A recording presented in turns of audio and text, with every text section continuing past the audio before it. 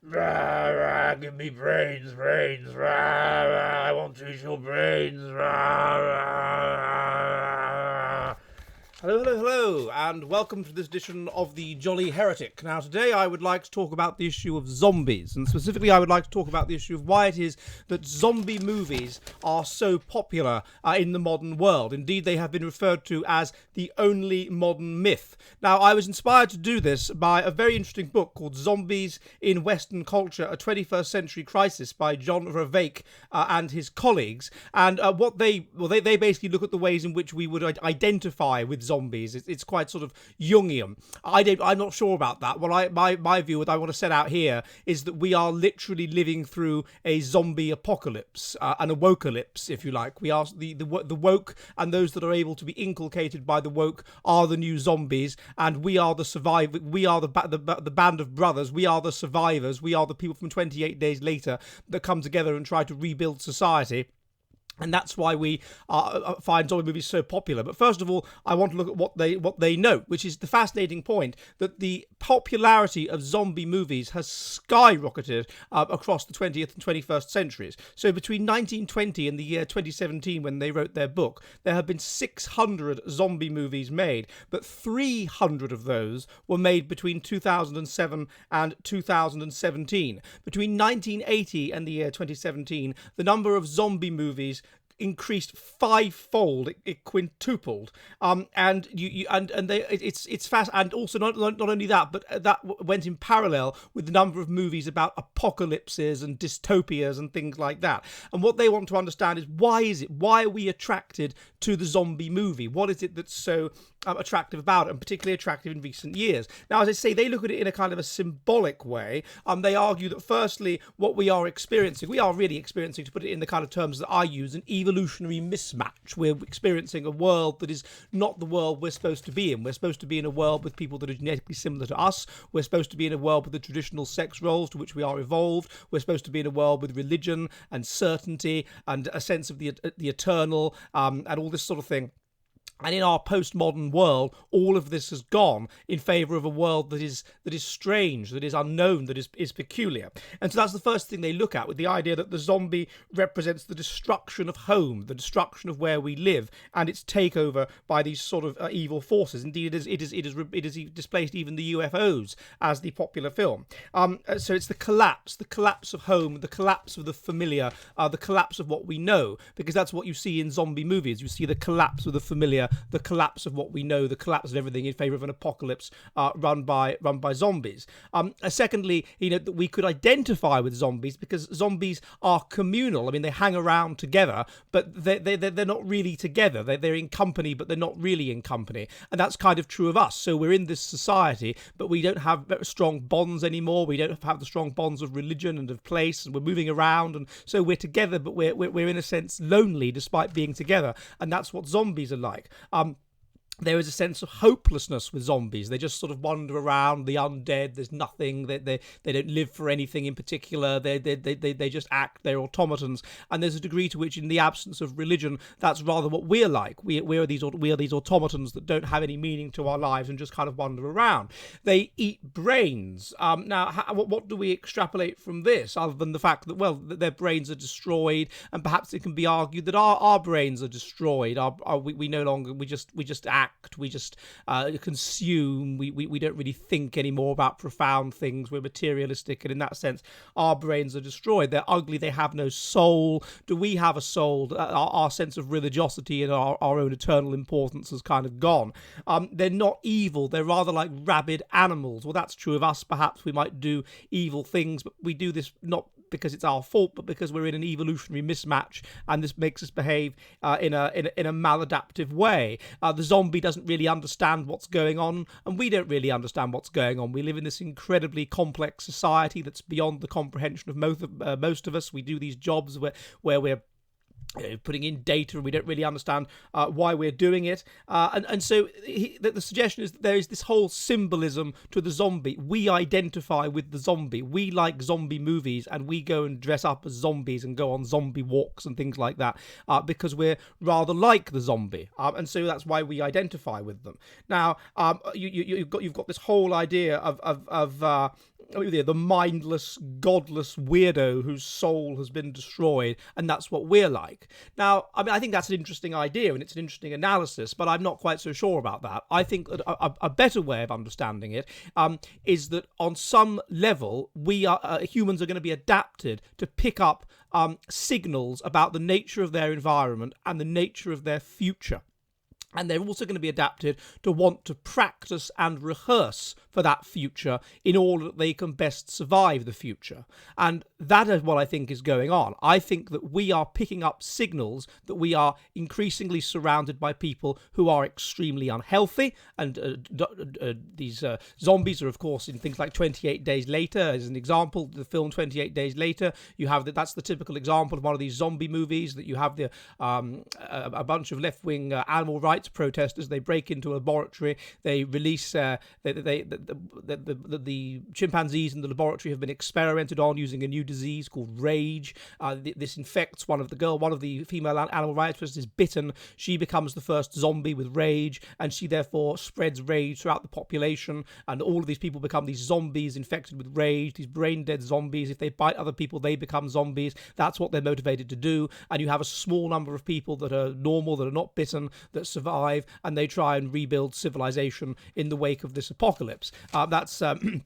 That's how these things work. So the story is preparing you for something awful. It's preparing you for something that might happen, and perhaps and the zombies, of course, particularly unhealthy. So we're picking up signals that we're surrounded by increasingly unhealthy people. We're picking up signals that we're surrounded by increasingly brainless people with no brain, low IQ people. We know from research I've done, if you look at my book At Our Wits' End, that our IQ is going down, and it's likely to get down to about 85 by the end of the century, which is 15 points lower than now. And not only that, but we know that we are increasingly surrounded by people that want to destroy themselves and destroy us, as I'll look at in a minute. And that's why I think the zombie genre is popular, because it is what we're going through, and it's what we're aware that we're going to go through more in the future. So if I want to compare it to fairy tales, or what do fairy tales do? Well, from an evolutionary psychological perspective, the purpose of a fairy tale is to take adaptive information and to convey it to a child in the form of a story, so that the child is more likely to absorb it and take it in. And it's been shown that if you convey information with fantasy and imaginary elements, then people are more likely to absorb the information than if you simply just tell them the information. And so what do these fairy tales do?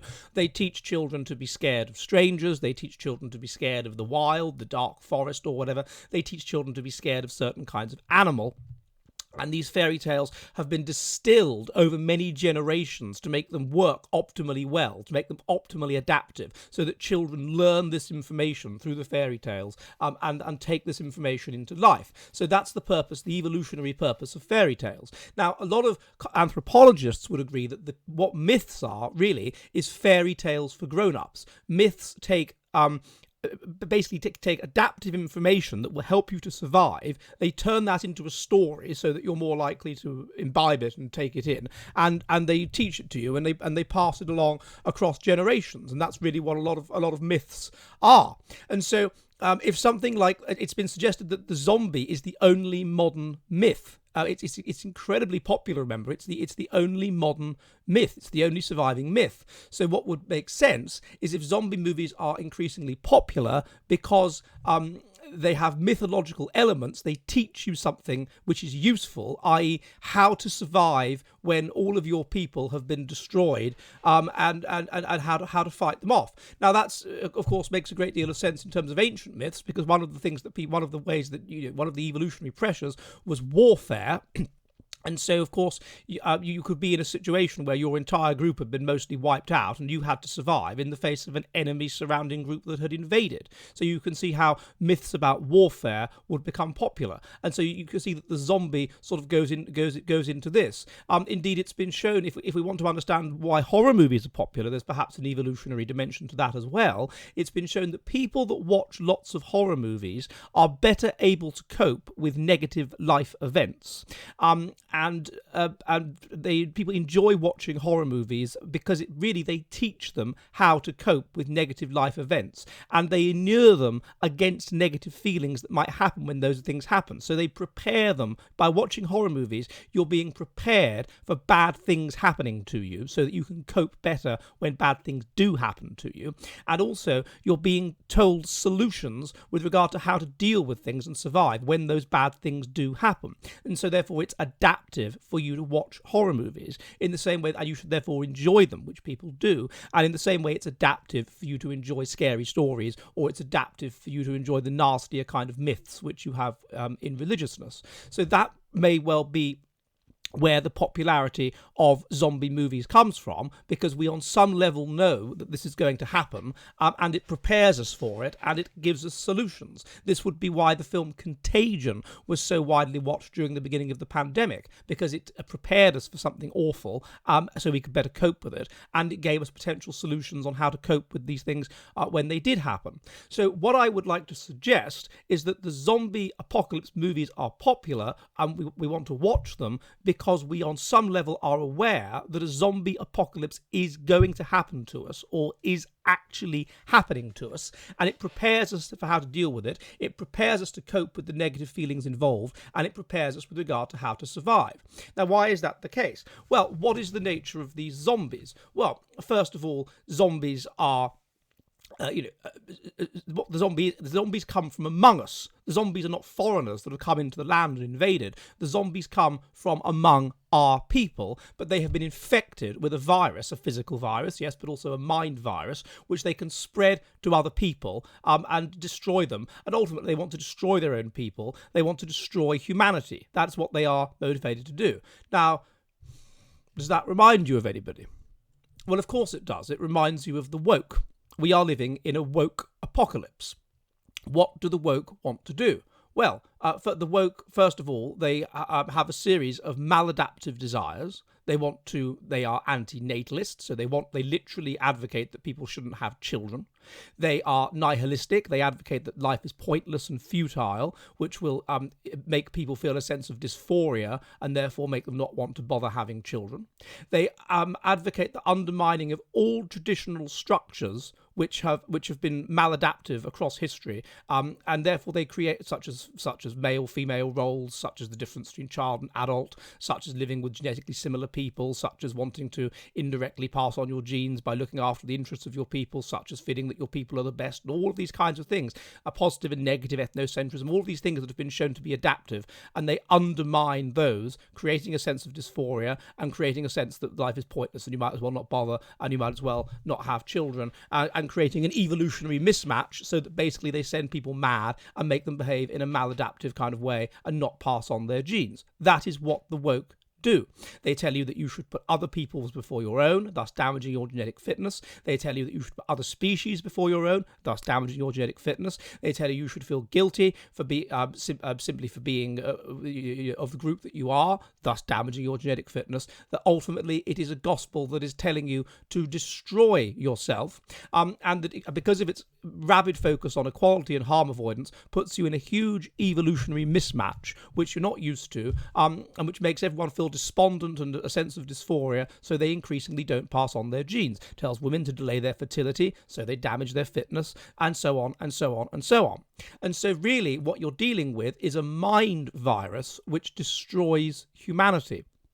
And some people are resistant to this mind virus, and the reason they are is because their adaptive desires towards things like that life has meaning, or towards religiousness, or towards a desire to have children and pass on their genes, are so strong and are so genetically built into them that they are resistant to the destructive environment which the woke people create. Now, we've looked before at theories as to how they have managed to create this. A good model, I would suggest, is the spiteful mutant model, i.e. we were under harsh Darwinian selection pressure until about 1800 in the Industrial Revolution. Then the selection pressure collapsed. We go from 50% child mortality to 1% child mortality. Those that would have died out under that child mortality regime would have been those who would have been high in mutational load and been subject to illness and whatever and died as children. They would have had mutations of the body. Those would have been comorbid with mutations of the mind, because the mind is 84% of the genome and thus a massive target for mutation. And therefore they would have had maladaptive ideas and maladaptive ways of thinking, such as depression, which goes together with nihilism and not wanting children and thinking life is pointless and not be. And this has been shown that it can spread throughout the population. If you're with someone that's depressed, it could make you depressed, and so therefore these maladaptive ideas spread throughout the population.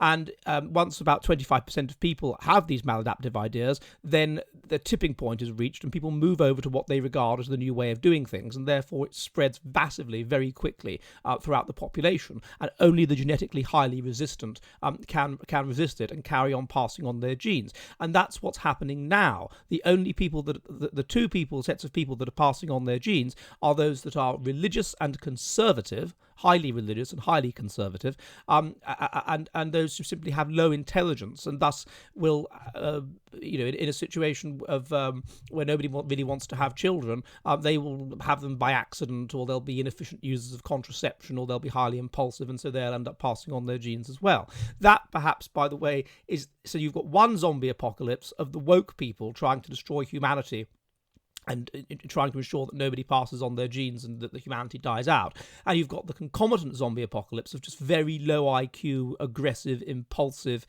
irrational people.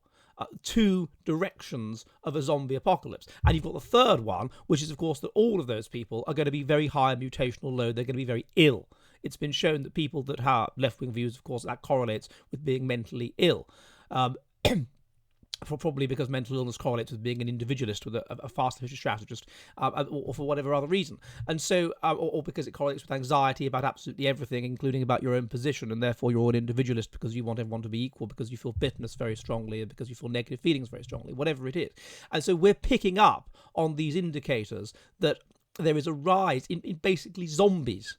And those zombies are taking over. Those zombies are becoming the vast majority of Western populations. Those zombies are taking over the government. And so if we think back to the lifetime of our great-great-grandparents, they had to suffer. They didn't have to suffer the evolutionary mismatch that we suffer, that makes us want to not have children and makes us feel despair and makes us do maladaptive things. They had to suffer losing their children. They had to suffer the pain of child mortality. And that was the crucible of evolution. The crucible of evolution at that time was child mortality. Now the crucible of evolution is wokeness. And if you can survive the woke zombie apocalypse, if you can be resistant, that's what we have to suffer. That's what we have to go through. We have to go through this awful life. We have to where we suffer constant feelings of disgust and dysphoria and whatever because of wokeness. And if we can survive that and ignore that and get over that and pass on our genes anyway, then our genes will survive. So wokeness is the new child mortality. The other issue which we used to have to confront was warfare. We used to be under harsh conditions of group selection, in which groups battled it out for resources and invaded each other and all this kind of thing, and people were killed and so on.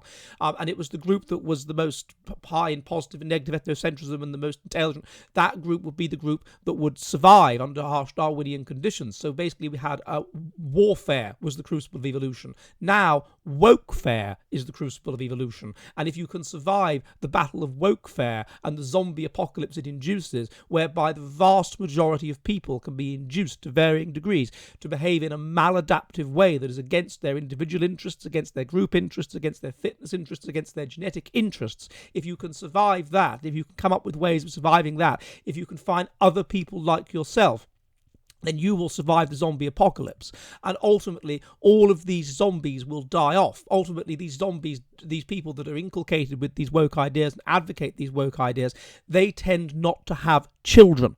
And so they will ultimately die off. and all you will be left with, as perhaps would occur with these zombie movies eventually, and then all you are left with is those that are highly, or two groups of people, those that have very, very low IQ. That's the next zombie apocalypse. But of course, those people are also going to be very unhealthy. But what you are then left with is people who are the survivors, who are highly intelligent and highly religious, and will institute evolutionary pressures, group selection, and whatever, all over again. And those will be the survivors. And that's what of this apocalypse, and that's what a lot of us are. And so if you feel despondent, then realize that this is it. This is 28 days later. We are in a zombie apocalypse now. It is happening. That is why these zombie movies are so popular, because a zombie apocalypse is happening, and watching them is showing a mirror to us of what is happening to us now and what we have to do in order to survive the zombie apocalypse, which is just that we have to find each other, band together, fight against the zombies, and ultimately we will triumph, and we will be the ones who survive. From this day to the ending of the world, but we in it shall be remembered. We few, we happy few, we band of brothers, for he today that sheds his blood with me shall be my brother. Be he ne'er so vile, this day shall gentle his condition, and gentlemen in England now abed shall think themselves accursed they were not here, and hold their manhoods cheap, whiles any speaks that fought with us against the woke zombies today. And goodbye.